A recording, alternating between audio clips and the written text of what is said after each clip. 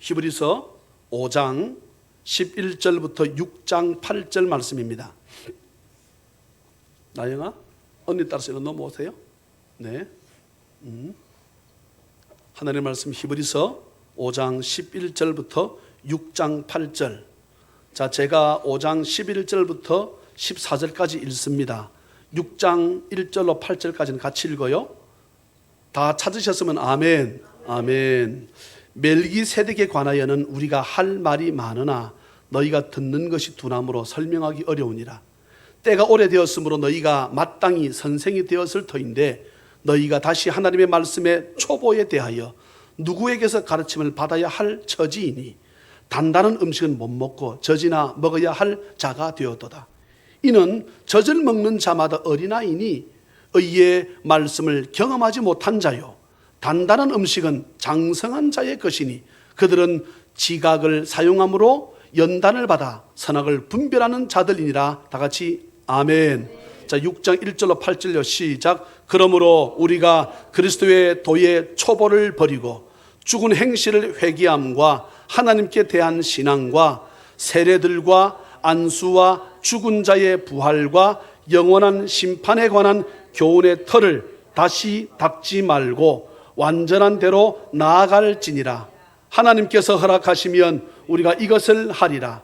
한 번 빛을 받고 하나님의 은사를 맛보고 성령에 참여한 바 되고 하나님의 선한 말씀과 내세의 능력을 맛보고도 타락한 자들은 다시 새롭게 하여 회개하게 할 수 없나니 이는 그들이 하나님의 아들을 다시 십자가에 못 박아 드러내놓고 욕되게 함이라.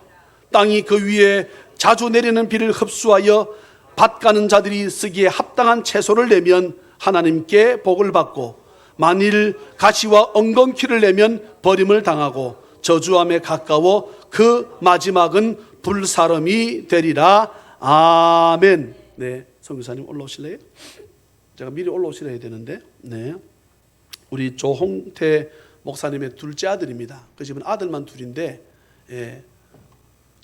위에 형은 조중혁 교수고 스위스에서 늘 전 세계를 다니며 성악가로 활동을 하고 있고 물론 독실한 크리스찬입니다. 한 번씩 전화가 와요.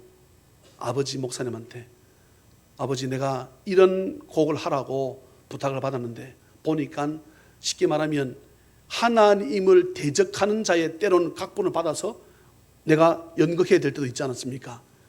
하지 마라. 네, 안 하고 그러면 이쪽에서는 생각할 때 니한테 좋은 기회를 줬는데 니 안 하나? 니 한번 보자. 그렇지만 하나님이 도우시면 될 줄 믿습니다. 둘째 아들은 목사님이 되어서 선교사님이에요. 근데 남부 전원교회에 있었지. 남부 전원교회에는 우리 형님이 그 교회 장로에 있었던 자리예요. 예, 박춘군 목사님. 예, 박춘군 목사님. 예, 제가 잘 아는 목사님인데 반정치합니다. 반정치, 온정치 말고. 예, 이제 제가 평택에 있을 때 제가 전도사로 있었습니다. 전도사로 있는 교회에 있었는데 거기에 한광고등 교목이 들어왔어요. 교목이 들어왔는데 쉽게 말하면 이 교목을 있을 목사님이 이제 임기가 다 되니까 목사님 은퇴하게 되면 이제 교목 목사님이 자기가 이제 담임 목사 하려고 들어온 거예요. 근데 우리가 이제 연합회, 청소년 연합회에서 제가 찬양 집회를 한 500명인데 제가 찬양 집회를 했어요. 근데 그 연합회 집회하는 장소에 가는데 아직 쉬는 시간 되어서 옆에 웅성웅성 목사님들이 말하는 소리가 들려. 내가 들으려고 들은 게 아니야. 쑥 가는데 박춘근 목사님한테 이 교목 목사님 말하는 거예요. 목사님, 거기에 이청전 전도사라는 사람이 있는데 성도들 분위기가 이청전 전도사님을 담임으로 세우자고 하고 나는 들어갈 구멍이 없습니다. 내가 나와야 되겠습니다. 그런데 박춘근 목사 말하면 버틴기라. 그래서 버틴기라. 그래서 내가 딱 듣고 내가 교회를 떠날 때가 되었구나. 그래서 내가 그 교회를 떠났습니다. 물론 그분은 그 교회 담임 목사는 못했어요. 어쨌거나 내가 잘 아는 목사님이에요. 평택에 내가 있었으니까 5년 살았잖아요, 그렇죠? 그래서 또 그 교회 전도사를 갔지. 매주 전도사로 갔다니까 이 사람이요 그렇잖아요. 그러니까 한국은 조만하게 빤합니다. 그러니까 우리가 이곳에서 실수해서 넘어가겠지. 너 못 넘어가요. 했으면 사과를 하고 갚아야 됩니다. 아니면 한 번 넘어가게 되면 다 아는 사람이야. 맞지요? 맞다니까. 네. 오늘 우리 조정원 선교사님이 완전한 대로 나아가자 말씀을 전하실 때, 말씀을 전하시는 선교사님도 우리도 피차 은혜 받는 귀한 시간 되기를 주의 이름으로 축복합니다. 아멘.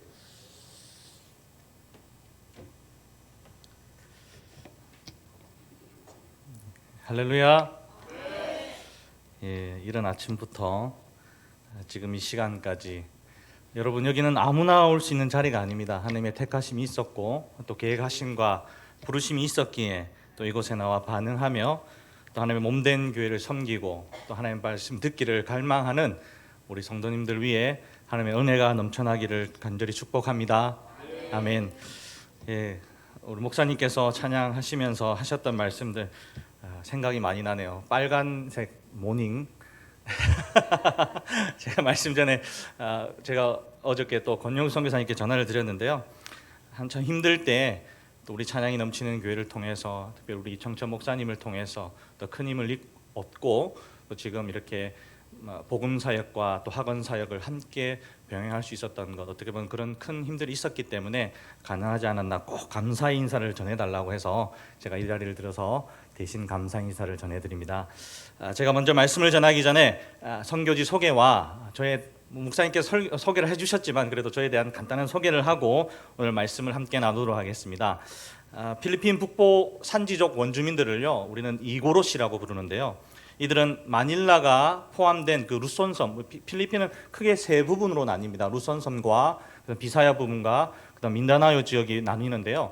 그 루손섬 북부에 2,500m, 평균 2,500m 정도 되는 고산지대에 살고 있는 원주민들입니다.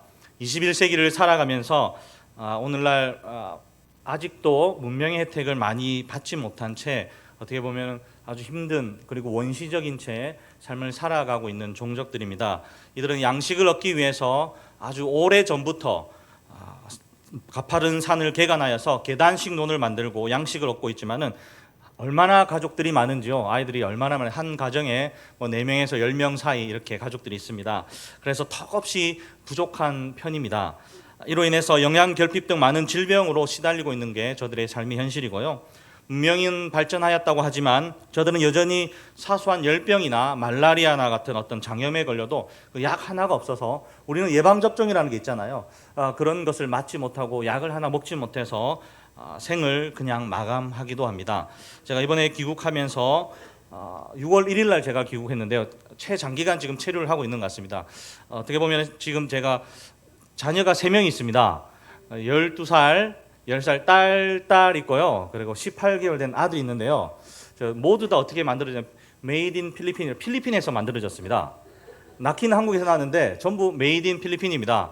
12살짜리 우리 첫째가 필리핀에서 한 8개월 정도 살고, 제가 신학을 위해 한국에 나왔을 때 뱃속에 둘째가 있었고요. 그래서 제가 이제 한국에서 신학 공부를 하고 이제 안수를 받고 이제 파송을 받아서 다시 필리핀에 돌아갔는데 2016년도에 다시 하나님께서 은혜를 부어 주셔가지고 아들, 너무 웃지 마시고 막내 아들이 이렇게 똑 태어났는데요. 그 막내 아들이 그 댕기열 혹시 들어보셨습니까? 댕기열. 저는 이번에 처음 경험해 보는 건데, 우리나라가 예전에 외국에서, 해외에서 댕기열에 걸려서 왔을 때 어떻게 처방을 했냐면은 필리핀에서 의사를 불러와서, 우리에겐 아무런 경험이 없기 때문에, 근데 그렇게 아프다고 합니다, 아이들에게. 그리고 제가 듣기로는 저희 동네 이미 2명의 아이들이 그 댕기열로 인해서 사망한 경우라고 하더라고요. 그런데 제가 약 열흘간 입원 치료를 하면서 하나님이 2가지 마음을 주셨는데요. 첫째는 다들 아시다시피 우리 부모의 마음, 자녀를 향한 그 부모의 마음을 주셨고요. 2번째는 그 열악한 환경 속에서 사소한 질병에도 혜택을 받지 못하게 나가는 그 죽어가는 영혼들에 대한 가슴 아픈 마음을 주셨습니다. 딱 한마디로 말하면요, 돈이 없으면 죽는구나. 어떻게 보면 하나님 앞에 똑같은 영혼들입니다. 저와 저의 자녀와 그의 영혼들은 똑같은 영혼들이지만 제가 잘난 게 없죠. 어떻게 보면 잘나서 제가 여기 있는 게 아니지 않습니까? 아까 은혜 아니면, 정말 하나님 은혜 아니었으면 제가 이 자리에 설 수 없었음에도 불구하고, 정말 저들은 돈이 없어서 약 한번 먹어보지 못하고 검사 한번 받아지 못하고, 제가 그 댕기열 검사 받는데요, 제가 5번 피 검사를 했는데요, 한 번 피검사하는데 필리핀 평균 노동자의 일주일치 월급입니다. 주급입니다. 그럼 제가 5번 했어요. 그럼 이미 한 달치 월급을 저는 이 피검사만 하는데, 치료가 아니라요, 그냥 피검사만 하는데 제가 온전히 이걸 소비한 겁니다. 저들은 그냥 병에 걸리면 이게 뭐지? 아마 댕길 거야. 그러다가 쭉 넘어가면 사는 것이고요. 그렇지 못하면 그냥 생을 마감하는 것입니다. 어떻게 보면 참 열악하죠. 가슴이 아플 뿐입니다. 이런 산지족 원주민들은요, 깐야오라는 무속 신앙의 뿌리가 깊이 내려져 있어서 복음 전파에 어려움이 있습니다. 깐야오라는 것이 뭐냐면은 타부족 사람의 피를 계단식론에 뿌려서 그 부족의 제사를 위해서 이렇게 안녕과 어떻게 풍요를 위해서 제사를 지내는 그런 풍습입니다. 지금은 물론 사람의 피를 이렇게 뿌리는 게 아니라 이제 동물의 피를 가지고 이렇게 계단식론에 뿌리면서 그들의 풍요와 안녕을 이렇게 기원하는데요. 이 기간에 타 부족이나 외국인들이 절대로 그 부족을 방문할 수 없고요. 예전에는 어떤 일이 있었냐면은 방문하여서 부정탄다고 해가지고 그 목을 잘라서 장대 위에 이렇게 높이 매달아 놓고 이렇게 보여줬던 거죠. 들어오면 안 된다라는 것을 보여주는, 어떻게 보면 아직도 원시적인 삶을 살아가는 부족입니다. 그리고 부족 간의 전쟁으로 인해 살상이 일어나고 있는 상황입니다. 작년 7, 8월에 제가 필리핀 루손섬 북부 지역에 일명 헤드헌터, 이 목을 자르는 부족인데요. 부족 전쟁 시에 갈링가라고 하는 그 지역을 방문하여서 한국에서 후원해 주신 선교 물품을 나누고 또 원주민 가정을 찾아다니며 복음을 전하고 그들과 함께 하나님의 복음을 이렇게 나눴는데요. 불과 한 달이 되지 않아서 이 띵라얀 부족과 뚫과오 부족 사이에 총격전이 시작되면서 그동안 잠잠하였던 부족 전쟁이 시작되었습니다. 각 지역에 흩어진 학생들, 이제 그래도 조금 복음이 들어가고 문명의 혜택이 조금 주어지면서요, 아이들이 이제 지역에서 공부를 했거든요. 근데 그 공부를 하는 학생들이 부모들로부터 귀향 명령을 받습니다. 왜냐하면은 타 부족과 함께 공존하는 사회에 있을 때 혹여나 모를 피를 부르는 그런 전쟁이 일어날 수 있거든요. 학생들 사이에서도, 혹은 다른 부족에 있는 사람들이 와서 그 학생들을 죽이고 갈 수 있는 그런 어려움 때문에 학생들을 강장 불렀는데요. 그들은 돌아가자마자 어른들과 함께 의무적으로 총을 메고 부족 전쟁에 참여할 수밖에 없는 그런 것입니다. 안타까운 것은 이 두 부족에 우리가 교회가 다 세워져 있고요, 우리 목사님과 성도들이 다 있습니다. 잘못하면은 이 성도들 간 유혈 사태가 일어날 수 있는 아주 심각한 상황인데요. 물론 지금 많이 이 상태가 많이 호전되었는데 그럼에도 불구하고 여전히 지금 총이 발사되고 있는 상황이고요. 그리고 두 사람이 또 얼마 전에 다른 도시에 죽었는데 죽다 보니까 이 죽은 도시 말에 있는 사람들이 아마 이 사람들이 죽었을 것이라는 어떤 그런 말을 하면서 더욱더 관계가 악화되고 있는 상황입니다. 또 얼마 전에는 필리핀 반정부군과 그리고 우리 필리핀 두테르트가 이끌고 있는 정부와 함께 이 협상이 안 되면서요, 지금 또다시 어떻게 보면 정부와 반정부 군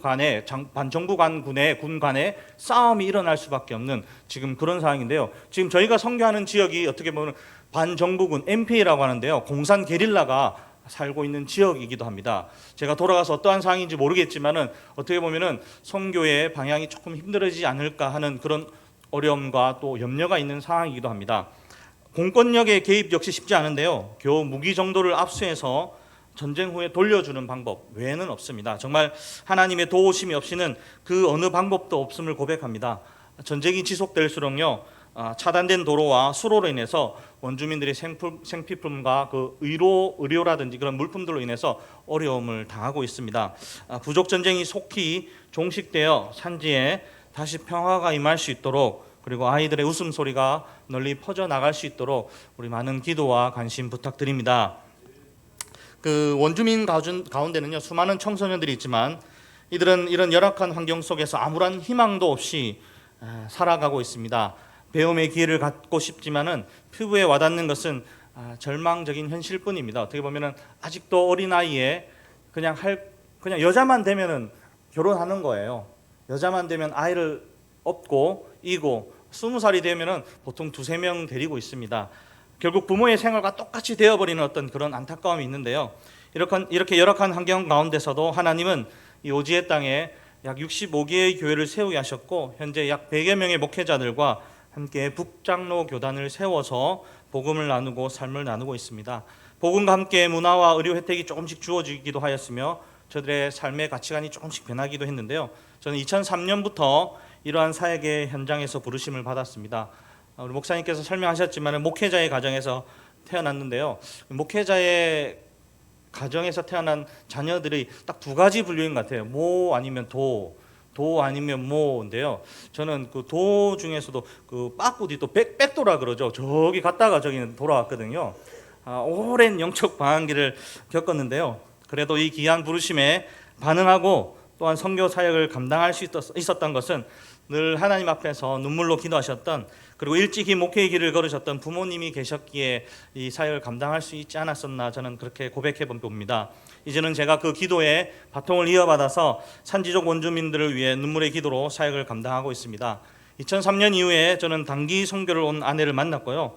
그리고 산지족 원주민들을 사랑하는 우리 권영수 선교사님의 지도 아래 아내와 함께 영혼 사랑하는 법을 배우며 본격적인 선교 훈련을 받았습니다. 하지만 여전히 문화와 교육의 혜택을 받지 못하는 다음 세대들이 있었고요. 청소년기에 이미 아이들을 이미 출산하고 술과 마약에 쩔어 살아가는, 그리고 희망이 없는 부모의 세대와 똑같이 되풀이하는 저들의 학생들을 바라보며 우리 권영수 선교사님께서 14년 전에 4년제 크리스찬 대학을 설립하셨습니다. 지금 약 6천여 명의 학생들이 지금 수학을 하고 있고요. 저들을 말씀과 또 교육을 통해 보다 나은 삶을 살아갈 수 있도록 함께 사역을 하고 있습니다. 이렇게 함께 2009년까지 제가 5년간 사역을 감당하면서 개인적인 말씀에 기갈이 왔고요. 사역의 한계를 느끼면서 2009년 제가 귀국을 하여서 총신대학교 신학대학원 목회학 석사를 제가 다니면서, 그때 제가 남부전원교회 전도사로 있었습니다. 그리고 제가 에스라 성경대학원 대학교에서 성서신학 석사를 졸업하였고요. 아내 역시 말씀과 교육을 통한 선교를 위해서 백석대학교 대학원에서 기독교 교육과 학과 관련해서 이제 하다가 제가 2016년에 부르심을 받은 필리핀 산지로 다시 돌아갔습니다. 8년 만에 제가 다시 돌아간 것인데요. 현재는 제가 북장로 교단의 선교사로서 산지족 청소년들과 성도들, 그리고 세워진 교회를 방문하면서 함께 말씀을 나누고 있습니다. 그리고 동시에 우리 고등교육을 받지 못한 우리 산지족 목회자들, 저들이 어떻게 보면은 산에 너무 열악한 삶을 살다 보니까 마땅히 받아야 할 교육을 받지 못했거든요. 그런 목회자들을 불러서 말씀 연구와 세미나를 통해서 재생산 교육을 함께 병행하고 있습니다. 또한 대학교, 지금 세워진 대학교에서 교목으로서 지금 또한 사역을 감당하고 있는데요. 유치원에서부터 초등학교, 중학교, 고등학교, 대학생에 이르기까지 한 6천여 명의 학생들에게 매주 1시간씩 저희가 성경 교리 과목을 가르칩니다. 신앙 고백서와 교리문답을 중심으로 10여 명의 교사들과 함께 교재를 직접 만들어서 함께 기도로 저들에게 말씀을 전하고 있습니다. 또한 제가 매주 1시간씩 채플 예배 시간을 만들어서 교직원들과 또 학생들과 함께 복음을 전하는 사역을 감당하고 있습니다. 그러나 제가 선교지를 방문할 때마다 매번 느끼는 점이 있다면 열악하다는 것입니다. 여러분, 육체적인 생활은 물론이고요, 신앙적인 기본 생활을 바라보노라면 어떻게 보면 가슴이 찢어지는 듯한 아픔이 있습니다. 저들을 바라볼 때 아파야오라는 지역이 있는데요. 저는 이제 제가 공부를 하고 8년 뒤에 다시 돌아갔잖아요. 전기가 들어오고 다 뭔가 좀 변할 줄 알았는데요. 여전히 전기가 없습니다. 이제 막 들어와가지고 도로변에 전기가 있는데 그 교회 안까지 끌어들일 자본이 없어서, 돈이 없어서 교회는 아직 컴컴한 상태가 있고요. 아직 수도 시설이 안 되어 있어서 물을 길러 와야 되는, 30분, 1시간, 2시간 걸어가서 물을 길러 와야 되는, 제가 그래서 그곳에 가서 이 물을 길러 왔는데 밥을 짓고 씻고 해야 되는 그 물을 가지고 제가 밥을 먹자마자 양치를 할 수 없더라고요. 어떻게 보면 씻는 것 자체가 저들에게는 사치일 수 있겠다라는 생각이 들 정도로 굉장한 미안한 마음이 들었습니다. 사모님 임신했는데 먹을 게 아무것도 없어요. 1시간을 달려가도 살 수가 없는 게, 차를 타고 달려가도 살 수가 없는 거예요. 옷도 없고요, 그 흔한 종이도 없습니다. 아직까지 화장실도 없습니다. 여러분, 참 열악하죠. 신앙생활도 마찬가지입니다. 주님의 몸된 교회를 스스로 가꾸고 세워나가면 좋은데 원주민들이 이 등이 있잖아요. 1년 내도록 나가는 거예요. 창문이 깨져 있는데 1년 몇 년째 계속 깨져 있는 거예요. 왜 저들은 이걸 바꾸지 못할까? 깨끗하게 하지 못할까? 그런데요, 제가 막상 현장을 방문해 보면요, 탁상 공론의 선교 정책을 하고 있는, 그런 정책을 펼치고 있는 제 모습을 바라봤습니다. 오늘 당장 저녁에 먹을 양식도 없는데 너 이렇게 하면 되겠니? 너희들 이렇게 하면 되겠니라고 말하고 있는, 어떻게 보면 부정적인 입장으로 그들을 바라보았거든요. 하지만 막상 저들과 함께 삶을 나누고 보면요, 제 자신을 볼 때 정말 이렇게 나쁜 선교사가 있을까? 우리 마음도 몰라주고 우리 생활도 몰라주고, 저는 제 자신을 바라봤습니다. 지난 2년간 선교지를 다니면서 원주민 교회와 성도들에게 가장 필요한 것이 무엇일까 생각해보고 또 고민해보고 또 고민해봤는데요, 하나님의 말씀, 성경이 아닌가, 저는 그렇게 생각을 했습니다. 그때는요, 저희 권영주 선교사님께서 들어갔을 때는요, 28년 전에는요, 문맹률이 너무 높았어요. 그들은 진짜 훈도시 하나 차고 창 들고 다녔던 진짜 미개한 사람들이었거든요. 그들에게 성경 글자를 읽을 수가 없습니다.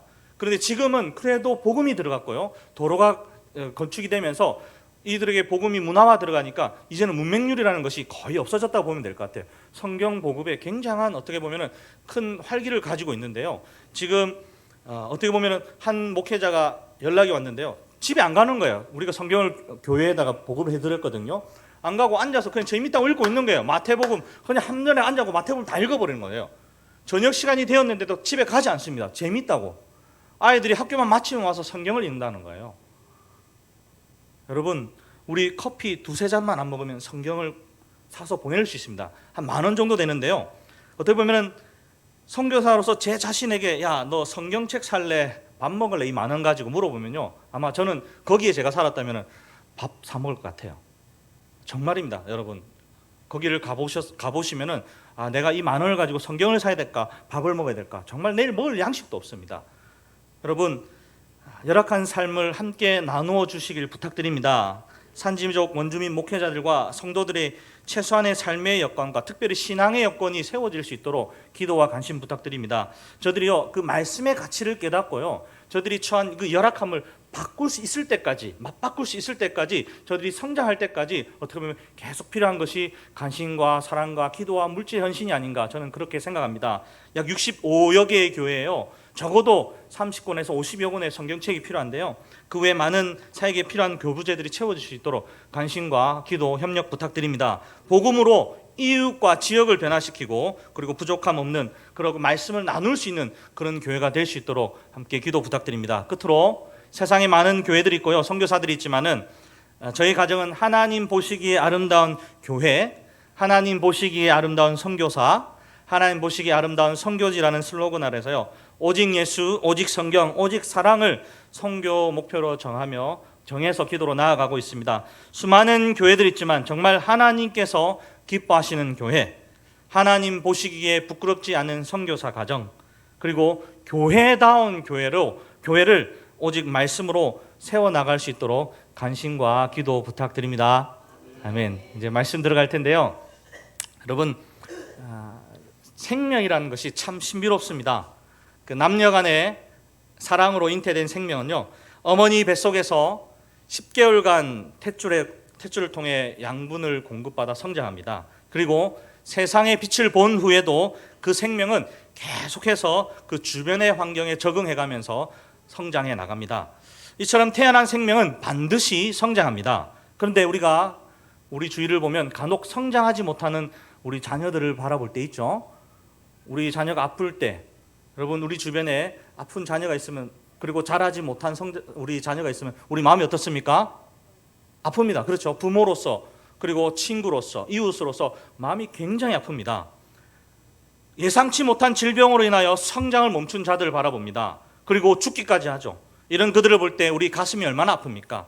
그리스도인도 마찬가지입니다. 우리 그리스도인들, 우리는 예수 그리스도로 인해 거듭난 인생, 거듭난 인생 영어로 보면요, born again, 다시 태어났다는 뜻이거든요. 우리는 예수 그리스도로 인해서 다시 태어난 인생입니다. 복음으로 예수 생명을 품고 다시 태어난 자들이 바로 저와 여러분이죠. 그래서 성도는요, 그리스도의 말씀이라는 귀한 양분을 먹고 바른 믿음 안에서 반드시 성장할 수밖에 없습니다. 여러분, 우리 인생의 가치가 얼마짜리입니까? 이게 행수가 있는데요, 이거 1,000원 주고 샀다고 합니다. 얼마짜리죠? 얼마짜리죠?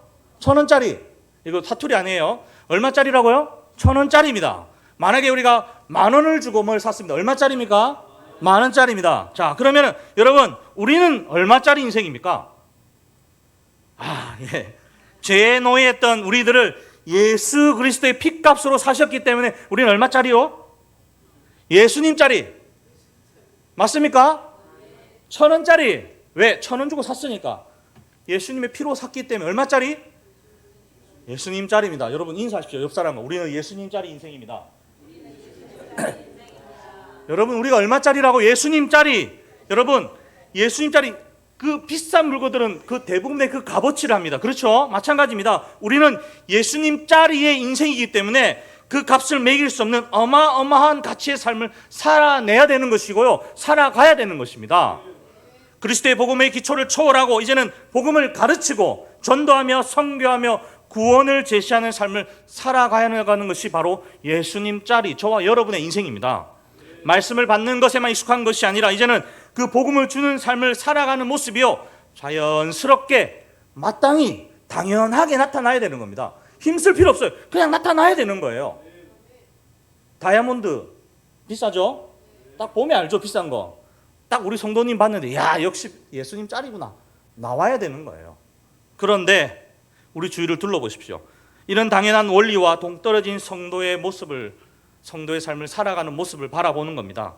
말씀을 받는 것에만 익숙하는 거예요. 더 안타까운 것은 천국 백성의 정체성을 잃어버린 채 세상의 가치관 속에 허우적거리며 이제 영적 진보가, 영적 성장이 없이 살아가는 우리 이웃을 바라봅니다. 제 모습을 바라봅니다. 이처럼 영적으로 점점 도태되어가는 신앙의 위기 속에서 과연 우리는 어떻게 살아가야 할 것인가? 오늘 본문은요, 현대 우리 성도들과 사뭇 유사한 신앙의 위기에 처한 히브리 성도들에게 처방전이 주어지고 있는데요.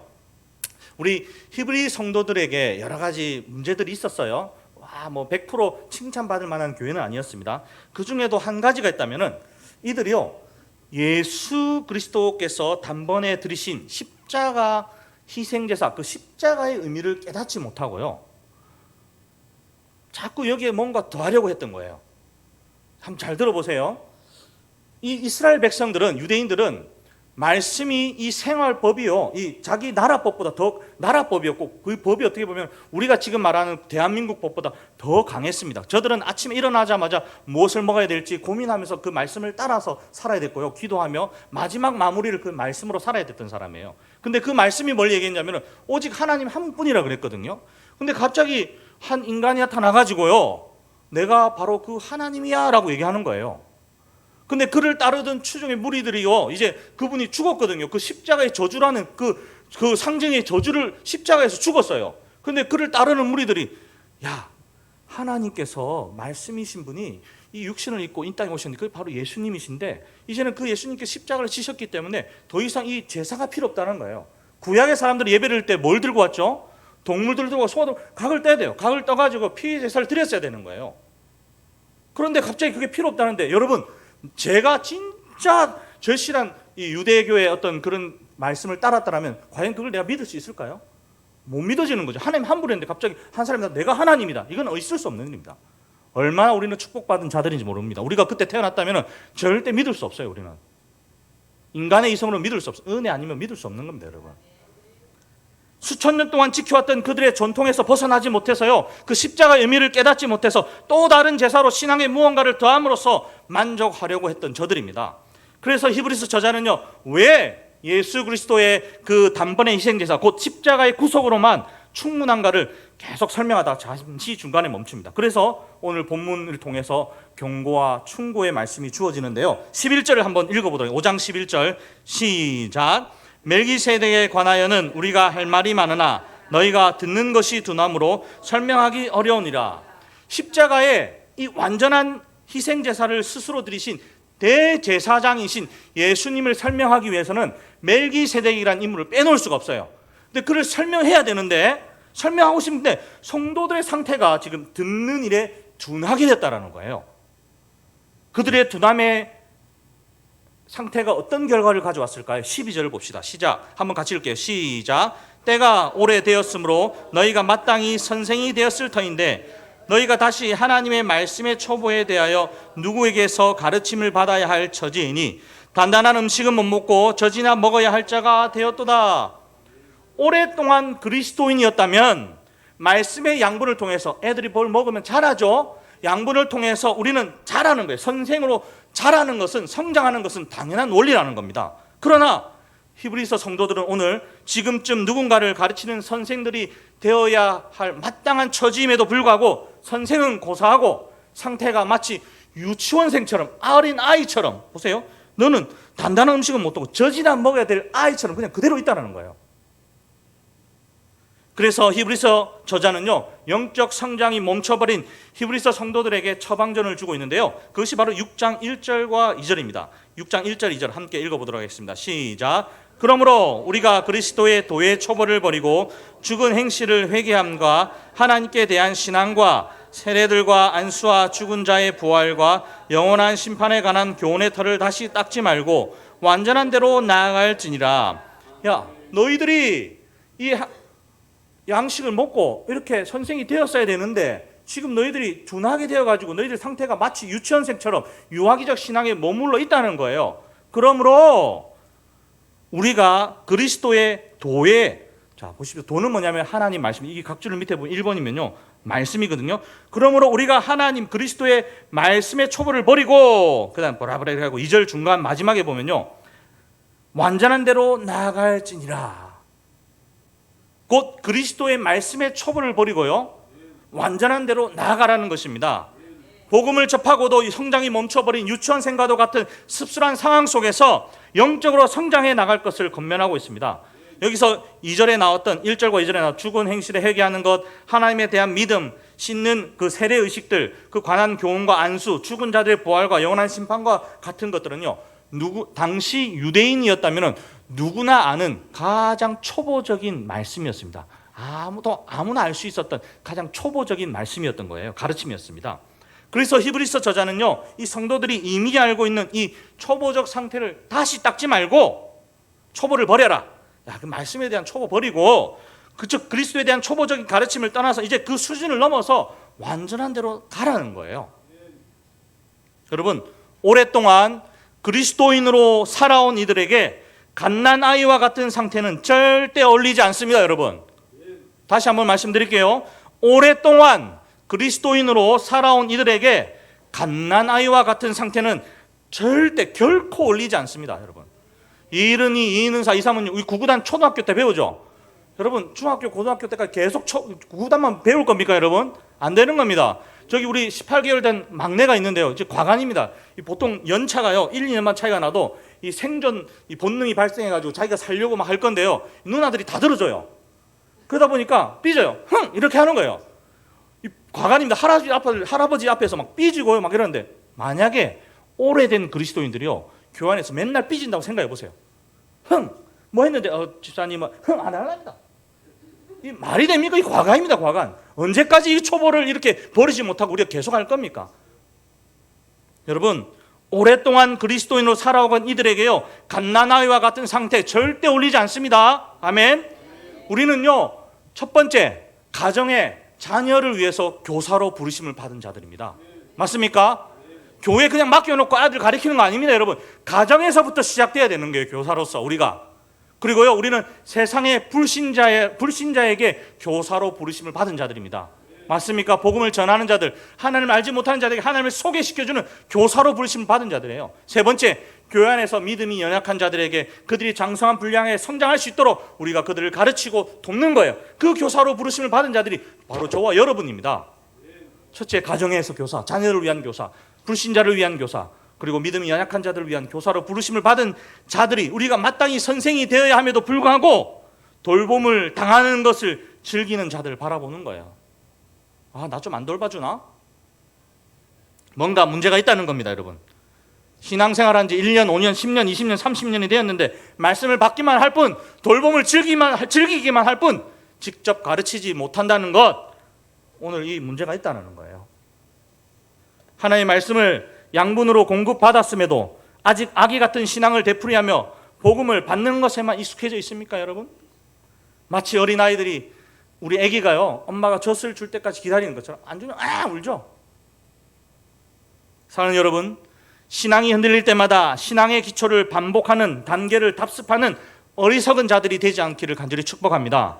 신앙의 초보에 해당하는 이 기초적인 가르침, 이 십자가의 양면성을 정말 여러분 지금 깊이 묵상하고 이걸 깨닫고요, 확고히 뿌리 잡고 이제는 붙잡고 이제는 더 높은 차원, 그 완전함으로 나아가기를 힘쓰는 저와 여러분이 되기를 간절히 축복합니다.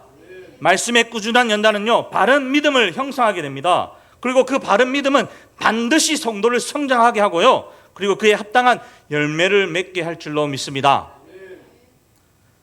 이처럼 성도들은요, 완전한 대로 나아감을 통한 신앙의 장성함이 필수적인 존재들입니다. 우리는 성장해야 되는 존재들이에요. 이제 저자는 4절과 5절과 6절을 통해서요, 유아기적 신앙이 지속될 경우에 어떠한 위험이 초래될지를 경고하면서 완전한 대로 나아가는 것이 얼마나 중요한지를 이야기하고 있습니다. 우리 4절, 5절, 6절 다 같이 한번 읽도록 하겠습니다. 시작.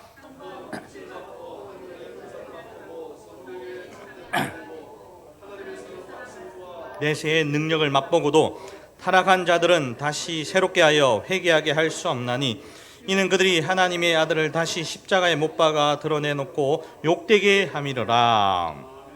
여러분, 4절 한번 빛을 받고 하늘의 은사를 맛보고 성령의 참여하고, 지금 은사를 막 은혜를 경험합니다. 구원의 은혜를 경험합니다. 하나님의 선한 말씀, 이 말씀의 이 맛도 보고요, 내세의 능력을 맛보았는데요, 어떠한 자들이냐면 타락한 자들이 있다라는 거예요. 6절이 굉장히 무서운 말씀입니다, 여러분. 결과적으로요, 우리가 유아기적 신앙이 지속될 때 어떠한 위험이 발생할 수 있을까? 성도가 완전한 대로 나아가야 하는 이유, 그렇지 않으면 이 타락할 수 있다, 죽을 수 있다라는 거예요. 결국 성도의 미성숙함과 신앙의 무지가요, 하나님을 알지 못하며 하나님을 떠나 타락하며 배교하는 위험에 직면할 수 있다는 겁니다. 제가 지금 뭐 한 번 구원 영원한가, 뭐 행위 구원 얘기하는 거 아닙니다. 여러분, 예수 그리스도 외에 구원이 없습니다. 하나님의 구원은 완전하십니다. 실수가 없으시다고 아까 우리 찬양 고백했죠. 은혜 아니면 우리는 실수 없이 하나님이시기 때문에 하나님의 입장에서 보면 구원은 완전합니다. 그런데요, 인간의 입장에서 보면요, 우리는 끝까지 가봐야 되는 거예요. 누가 구원받는지 모르는 거예요. 우리 주변에 보십시오. 하나님을 알지 못해 떠나간 자들이 얼마나 많습니까? 여러분, 제가 목사라고 구원을 죄송합니다, 이런 말 하면 안 되는데요, 제가 목사라고 구원을 보장받았을까요? 제가 아는 형님 목사님께서 588 청량리에서 특별 사역을 하시는데요, 그 안에 들어가면 기가 막힌 사람들이 있다요. 신학생들이 있고요, 목사님 자녀 딸들이 있답니다. 저들이 처음에 신학교를 갔을 때 과연 우리 눈에는 어떻게 보였을까요? 당연하죠. 저 젊은 나이에 하나님 위해서 저렇게 헌신하고 복음을 선포하는 저들, 정말 구원을 보통받은 자들이죠. 그런데 지금 저들의 모습 어떻습니까? 여러분, 제가요, 저의 게으름과 나태함으로부터 하나님을 알아가는 일을 중단하고 제가 세상의 일을 취하고 물질을 취하고 그 쾌락을 취한다면요, 결국 저도 하나님으로부터 떨어져 나가 죽을 수 있다는 것이 오늘 히브리서 저자가 경고하고 있는 내용입니다, 여러분. 따라서 4절, 아무리 복음의 빛을 받아 그리스도의 신앙으로 개종한 자들이 할지라도, 혹은 하늘의 은사를 맛보고 실제적으로 성령의 참여함으로 인하여 다양한 기적들을 경험하며 구원의 선물을 경험한 자들이 할지라도 완전한 대로 나아가는 것을 게을리한다면은 그들의 미숙함, 유아기적 신앙이요, 그 신앙으로 말미암아 타락, 배교의 가능성이 있다는 거예요. 여기 배교는 하나님을 완전히 떠나는 것을 얘기합니다. 아무리 하나님의 기적을 경험하였다 할지라도 말씀의 기초에서 벗어나지 못하면요, 시대적 사고나 환경으로부터 오는 신앙의 위기에 직면했을 때, 어려움이 있을 때요, 고통이 있을 때요, 하나님을 잘 몰라서 혹은 의도적으로 우리가 그걸 모르기 때문에 하나님을 떠날 수 있다는, 그게 오늘 말씀이 경고하는 것입니다. 이런 자들의 운명은요, 6절 회개에 이르는 다시 새롭게 하는 것이 불가능한 것이란데 구원의 절대적인 탈락을 얘기하고 있습니다. 완전한 대로 나아가는 것이 영적 성장이요, 얼마나 중요한가를 지금 설명하고 있습니다. 우리 실제적인 예로 출애굽 1세대들 한번 예를 들어볼까요? 이스라엘은요, 바로의 압제에서 하나님의 구원을 직접적으로 맛을 본 자들입니다. 우리보다 더 생생하게 하나님의 음성을 들어가면서 그들은 살았던 자들입니다. 여러분, 문설주에 양을 피를 발랐더니 옆에 있는 사람은 다 죽는데 우리는 살아있는 거예요. 그런데 홍해가 눈앞에 갈라진 뒤에 쫓아오는 병정들을 다 죽어가는데 우리만 살아가는 겁니다, 여러분. 낮에는 구름기둥과 밤에는 불기둥의 보호를 받았습니다. 그리고 배고파 하니까 하늘에 막 만나와 메추라기 떨어집니다. 목말라 땅에서 물이 올라오는 거예요. 하나님의 음성을 들으며 직접적으로 들으며 그 구원의 과정을 직접 경험한 자들 아니겠습니까, 그들이? 그러나 그들은 열악한 환경 속에서, 광야의 어려움 속에서 그 구원의 기쁨을 지키지 못하였습니다, 여러분. 결국 말씀에 대한 불순종과 불신앙 때문에 하나님으로 떨어져 나가 죽었습니다. 그들은 영원한 안식 곧 구원을 내다보는 그 가나안 땅에 들어가지 못했죠. 출애굽 1세대들이요. 이처럼 하나님의 말씀과 능력을 맛보았다고 하더라도요, 우리가 유아기적 신앙에 머무는 것으로 그 소중한 구원의 그 기억들을 지켜낼 수 없다는 것을 여러분 명심하시길 바랍니다. 아멘. 여러분, 나아가 이런 상태가 지속될 때 하나님을 몰라 스스로 떠나 죽어나가는 자들, 우리 이웃들 많이 있지 않습니까? 우리와 함께 시작하였지만 지금 우리와 함께 있지 않는 자들을 바라보십시오. 저들이 정말 하나님을 알았다면 세상을 취했을까요? 아니죠. 힘들어도 하나님이 꼭 붙잡고 갈 수밖에 없는, 성도에게 있어서요, 미숙함에 머무는 것, 즉 영적 성장을 거부하는 것은 죽으려는 자살 시도와 같은 것임을 기억하시기 바랍니다. 다시 한번 말씀드리겠습니다. 성도에게 있어서 이 유아기적 신앙과 같이 이 미숙함에 머무는 것, 영적 성장을 거부하는 것은요, 죽으려는 자살 시도와 같은 것입니다. 오늘 목사님께서 말씀하셨는데 주일 예배 이후에 성경 공부합니다. 장로님, 집사님, 권사님, 우리 성경 공부하니까 꼭 남으셔서 참석하십시오. 제가 바빠서 안 됩니다. 제가 바빠서 죽으러 갑니다. 똑같은 말입니다, 여러분. 오늘 기도에 있는데 오셔서 말씀 듣고 꼭 기도하시기 바랍니다. 제가 무슨 일이 있어서요. 제가 무슨 일이 있어서 자살하러 갑니다. 여러분, 제가 이가 아파서요, 문현동에 있는 샬롬 치과라는 곳에 제가 갔었는데요. 알고 보니까 그 장로님이신데 그 원장님이 저희 선교지를 방문했더라고요. 근데 그 제목이 구호가 너무 마음에 듭니다. 늘 바빠서 선교합니다. 여러분, 늘 바빠서 말씀을 먹기 바랍니다. 여러분, 영적 성장을 거부하는 일체 행위들, 자살 시도와 같은 것임을 기억하시기 바랍니다. 그러므로 성도는 그리스도의 도에 말씀의 초벌을 버리고 그리스도의 완전함을 따라 나아가기를 힘써야 하는 존재임을 기억하시기 바랍니다. 자, 이제 계속해서 7절 8절에요. 저자는 완전한 대로 나아가야만 하는 이유를 농사의 비유를 통해서 설명합니다. 우리 7절 8절 다 같이 한번 읽어보도록 하겠습니다. 시작.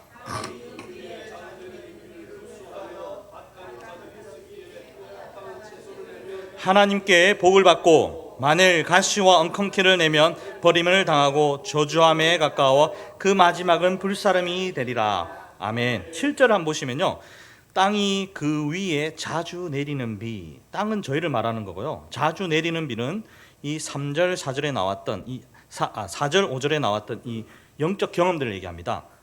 보십시오. 좋은 땅은요, 이 그런 은혜의 비들을 흡수하면 좋은 농산물을 생산합니다. 그 결과 하나님으로부터 복을 받게 되는 것입니다.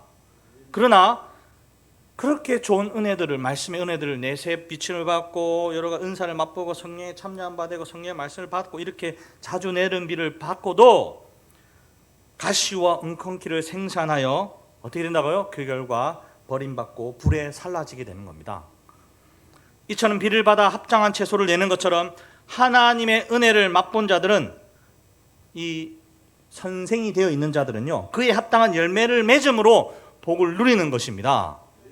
의에 합당한 열매가 나와야 하는 것이고 나와 있는 것입니다. 그러나 은혜를 경험하고도 이 유아기적 신앙이 지속될 때는요, 이 은혜를 경험하고도요, 가시와 엉겅퀴를 내어서 하나님의 은혜를 헛되게 하는 겁니다. 그렇게 된다면 나쁜 땅이 버림을 받아 불사람이 되는 것처럼 우리 역시 그러한 형벌에 이르게 될 것입니다. 여러분, 그리스도의 완전을 향해 나아가는 것이 얼마나 중요한가를 지금 설명하고 있는 거예요. 그렇습니다. 성도의 미숙함, 곧 성장하지 않으면요, 하나님의 귀한 말씀과 영적 경험들을 엉뚱한 결과물로 나타내는데요, 가시와 엉겅퀴로 나타냅니다. 이런 말 있죠. 믿는 사람이 더해. 예수 믿는 사람 맞아? 라는 식의 열매를 나타내게 되는 거예요, 여러분. 그리고 마침내 그들이 어떻습니까? 교회에 여러 가지 혼란을 일으키고 하나님을 배신하고 떠나 죽게 되는 것입니다, 여러분. 이런 자들의 마지막은 버림을 받아 불사람이 되는 것입니다. 따라서 성도는요, 현재 자신의 신앙 상태에 만족할 것이 아닙니다. 늘 자신이 하나님의 은혜에 합당한 열매를 맺으며 그런 삶을 살아가고 있는지 점검해야 되는 겁니다. 좌우의 날선 검과 같은 말씀으로 날마다 새롭게 개혁되어져야 되는 것이 바로 저와 여러분인 거예요. 하나님의 구원에 이르는 약속을 받은 자로서 하나님의 그 영원한 안식을 부여받은 자로서 그에 합당한 모습을 위해 완전한 대로 나아가기를 힘쓰는 성도들이 되기를 소망합니다. 한편 저자는요, 이 비유를 통해서, 이 두 가지 비유를 통해서요, 목표를 향해 달려가는 것과 타락하는 것 사이에 있을 수 있는 그 어떤 중립적인 것을 제시하지 않고 있습니다. 차든지 덥든지, 완전한 대로 가든지 타락하든지, 여러분 절대 중간 없어요. 그 여러분 생각이에요. 오늘 이 정도 했으니까 하나님 만족하셨게. 그 여러분 생각이에요. 여러분 지금 자기 생각대로 신앙생활하는 사람이 얼마나 많이 있습니까, 여러분? 이 정도 하나님 만족하셨겠지. 언제 하나님 만족하셨습니까, 여러분? 차든지 덥든지 달려가든지 죽든지 미지근함은 없습니다. 따라서 완전한 대로 나아가는 것 외에는요, 성도들이 추구해야 할 다른 길이 없음을 말씀은 선포하고 있습니다. 하나님을 아는 지식으로 말미암아 믿음의 완전한 대로 나아가는 것만이 우리가 살 길이요, 합당한 열매를 맺는 길이요, 곧 이것이 하나님의 축복의 길임을 명심하시길 바랍니다. 그런데요, 이 완전한 대로 나아가는 것 어떻게 가능할까요? 물론 하나님의 말씀이 기초가 되어야 됩니다. 맞죠? 그런데 10년, 20년이 되어도 나름 열심히 해보고, 성경 공부도 참석해보고, 다 해봤는데 도저히 안 됩니다. 어떻게 해야 됩니까? 3절을 보십시오. 3절이 그 답입니다. 함께 읽도록 하겠습니다. 시작. 하나님께서 허락하시면 우리가 이것을 하리라. 한 번 더.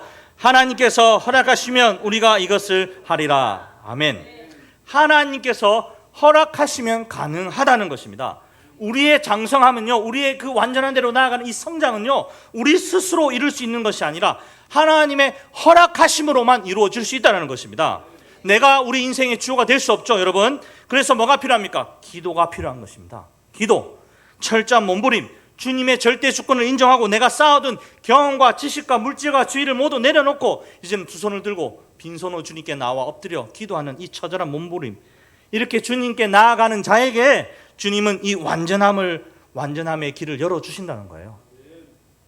여러분, 자신의 영적 도태됨과 열매 없는 모습에 얼마나 많은 눈물과 통곡으로 주님께 기도하고 있습니까? 우리의 자녀들이 조국 교회가 영적으로 침몰해 가는데 우리가 얼마나 많은 눈물과 통곡으로 기도하고 있습니까, 여러분?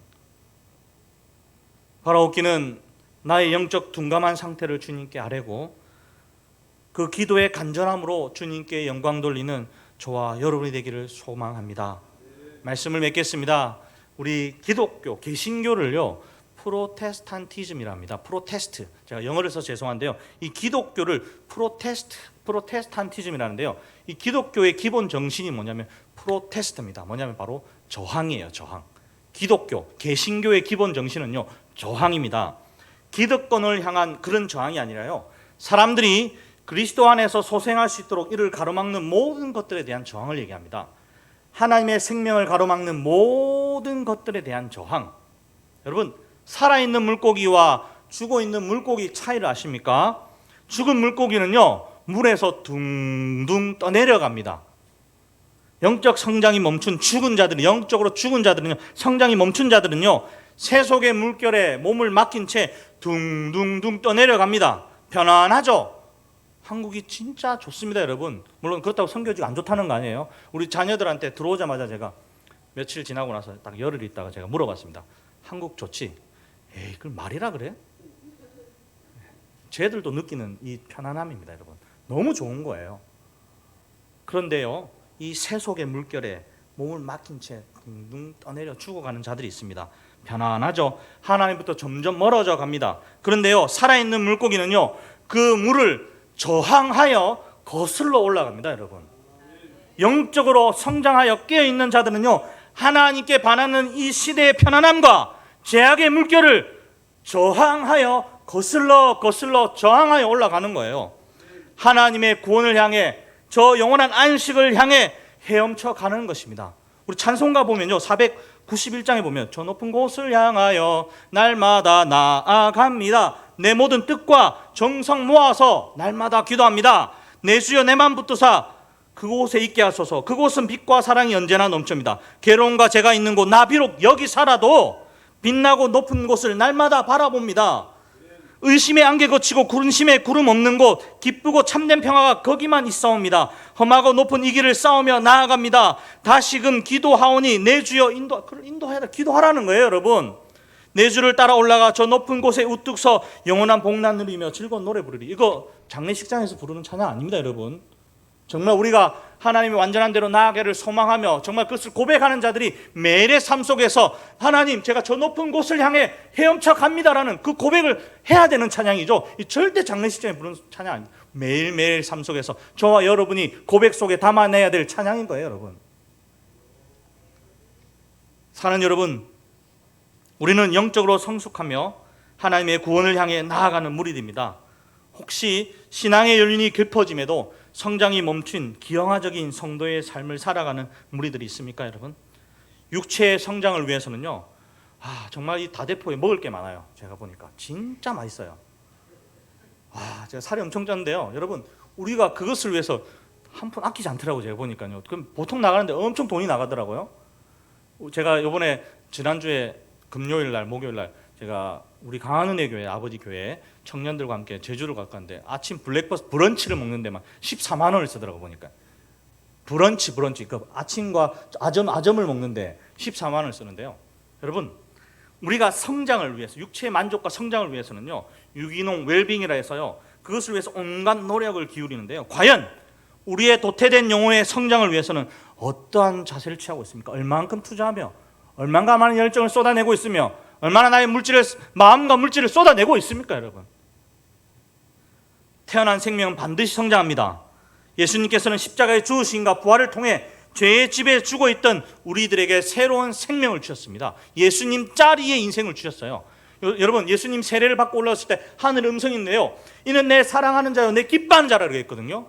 그 기뻐하는 자와 맞바꾼 그 존재가 바로 저와 여러분인 거 아십니까, 여러분? 우리는 그 기뻐하는 자와 맞바꾼 자라니까요. 그게 바로 우리 교회라니까요. 우리 가정이고요. 우리는 그 기쁨의 존재의 역할을 해야 되는 겁니다. 이제는 예수님 짜리 인생을 살아가야 되는 겁니다. 그리스도의 복음을 새롭게 탄생한 예수 생명 공동체로서 바른 믿음 안에서 반드시 성장의 열매를 보여야 되는 것이고요, 그것을 따먹게 해야 되는 겁니다. 사랑하는 여러분, 그리스도의 복음의 기초를 확고히 하여 그리스도께서 완전하신 것처럼 우리 역시 그 완전함으로 나아가기를 힘쓰는 저와 여러분이 되기를 간절히 소망합니다. 이게 어떤 게 가능하다 그랬죠? 하나님께서 허락하셔야 됩니다. 하나님을 떠나 죽어가는 영혼들을 바라보며 이를 위해 두 손 들고 빈손으로 모든 눈물과 통곡의 갈급한 기도로 주님께 나아가는 우리 성도님들, 우리 교회가 되기를 간절히 축복합니다. 아멘. 기도하겠습니다.